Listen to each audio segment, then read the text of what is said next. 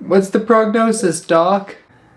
I'm sorry, it just doesn't look good. Skylanders only live for so long. You can prolong it by not using them, but at a certain point your toy to life is going to toy to die. Why can't things just live forever? I don't know, but Adam Savage might have the answer. We're back! In the mid-2000s, with the popularization of alternative sources of entertainment, YouTube, television had to start thinking outside of the box. And for educational channels, that meant lying to their audiences. Sensational television has always existed, but it really started to pick up pace in the rise of the internet age as every channel tried to do whatever they could to get eyes glued to the TV. And for Discovery, that meant celebrity talent. Can science stop you from getting old and help you live forever? Sound impossible?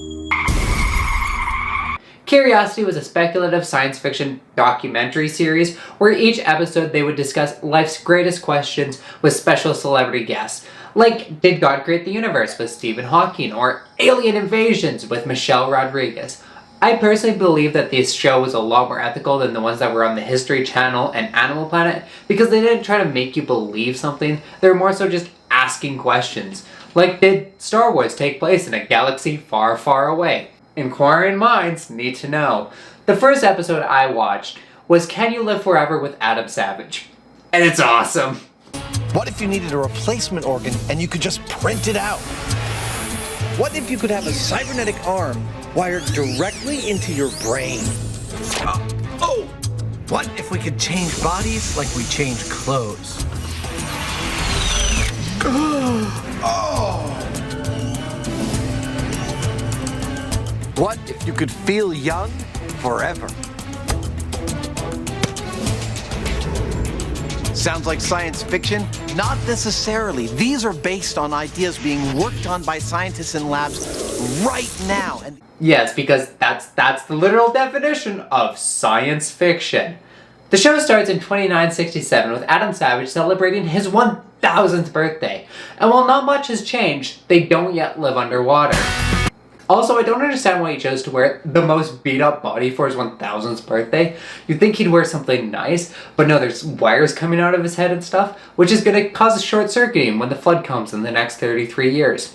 And that's not the last Jonas Brothers joke I'm going to make. We flash back to the year 2022, where Adam Savage celebrates his retirement with an algae-powered motorcycle. And I regret that I didn't make this video a year earlier. He then gets hit by a truck. Television personality Adam Savage was involved in a spectacular traffic accident today. I like how this is supposed to be the future, but all the news segments are horribly interlaced, as if they didn't get funding for better equipment, which is the one prediction they got correct. So I can't show these next few scenes of them repairing Adam Savage's body because they are awesome. The special effects are amazing, which, you know, makes sense because Adam Savage is a special effects artist. But what basically happens is the Office of Scientific Intelligence shows up and starts experimenting on Adam Savage and uses stem cells to create new lungs with a 3D printer, which actually exists and is really cool. So Adam Savage is now healthy, and we hop back into science fiction with a portable MRI scanner. Check out my lungs. We pop back into the year 2967 where Adam Savage is showing off all of his different bodies, which as someone who's gender fluid, I would love this technology. It would be so awesome. This is my female body, this is my male body, and this is the Eldritch Terror I wear on special occasions. We are then hit with the worst CGI possible. It looks like a modern day Marvel movie. Ayo! We move back to 2022 where Adam Savage no longer has use of his arm, so he decides to cut it off and build himself a new cybernetic arm, like the people on TikTok. If you haven't been on prosthetic TikTok, you have to go check it out. People are just building their own arms, and it is awesome. The arm that he built is actually realistic to what you can do in 2023 with a lot of money, which is super cool that technology has advanced that far in terms of cybernetics. He even built himself a cybernetic arm that attaches to his brain that he can move with his brain, which we've done with monkeys, and in the end they both got blood clots. Super realistic.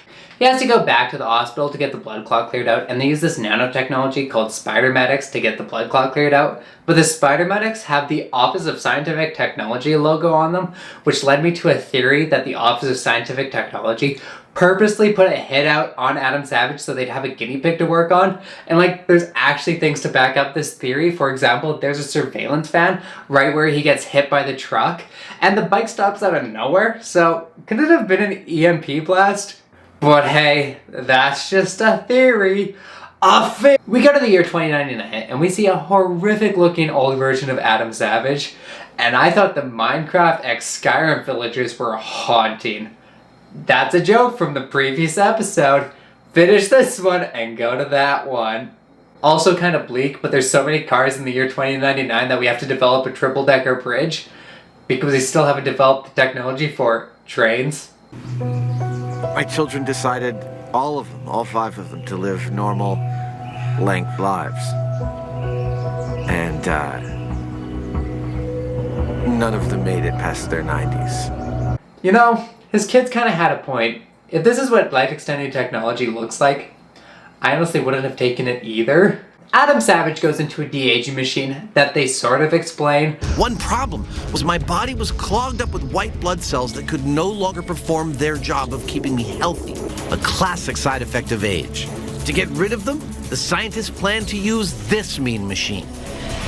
The blood is run through a chamber where it's bombarded by proteins designed to attach onto the old white cells. These proteins are laced with tiny metal particles, so when the blood is passed over a set of powerful magnets, the metal in the old cells get pulled out and dumped in the garbage. But then he goes into a rejuvenator, which they don't explain, because there's no science to explain it. They just didn't want to keep looking at this. It was the year 2182. The world was run by machines. I was 215, and I was totally bored. It took that long for your world to be run by machines? It's only 2023, and we already got robot overlords. So, Adam Savage is bored. Thankfully, an asteroid strike cures that boredom, and the only people who are left alive is Adam Savage and an apparently immortal newscaster. They don't mention this guy through the entire show. He's just there, doing his thing. I think he's older than Adam Savage, but is it his 1000th birthday that they're celebrating? No, because he's just doing the news. Adam then has to grow a brand new arm because it's worried that his cybernetic arm will cost too much maintenance, unlike a human arm which can get sepsis or gangrene. So he therefore built an artificial womb, which in theory does not work. We've tried this multiple times. Stop thinking it's a good idea. It doesn't work. But in the show, it works. And honestly, I'm not complaining because at this point it feels like the writers are just trying to fill up their runtime. Because honestly, a meteor is just the nuclear option when it comes to writing. But I'm not saying it's a bad thing because I'm doing it right now. You see, YouTube prioritizes watch time much in the same way as they have to fill up a 45-minute episode. I have to make it past 10 minutes. So to do that, YouTubers will often go on long rambling tangents about how if you like the video, you should be awesome and like, comment, and subscribe. And whatever you do, don't stop watching, even when a bit goes on for way too long because we don't know how to end them. But at 502 years old, I ran into one final problem. I was literally losing my mind. Took you 500 years to lose your mind. It only took me 20. Ayo! Here's a scan of my brain from 2012. Normal sized brain. Here's a scan of my brain right now. It's lost 20% of its mass. If it continues at this pace, this is what my brain's gonna look like in 200 years. As we age, the brain shrinks as neurons die. We lose functionality, often including the ability to recall memories. It's a process that accelerates the older we get. Adam Savage then uses stem cells to rebuild his brain and regain all of his vital functions back. But then he runs into an even bigger problem. My hippocampus, after 500 years of being alive, turns out to be full. It's at capacity. There was just no room for new memories in my brain. I needed extra storage. And so Adam Savage develops a brand new technology that allows him to store all of his memories electronically. And that brings us to the year 2967 with an immortal newscaster wishing Adam Savage a happy birthday. Who is this guy? Is he God, a time traveler, a Jonas brother who journeyed to the year 3000? I told you I was gonna make one more Jonas brother joke. Thank you for making it to the end of my video. Also, thanks to everyone who's been leaving such nice comments for me. It's great to be back on YouTube and see that people are actually enjoying what I'm creating. One last thing I want to talk about, I can't make a full video on it, so I'm gonna leave it here. But look at this poster. I got it from the Jack and Daxter PS2 box.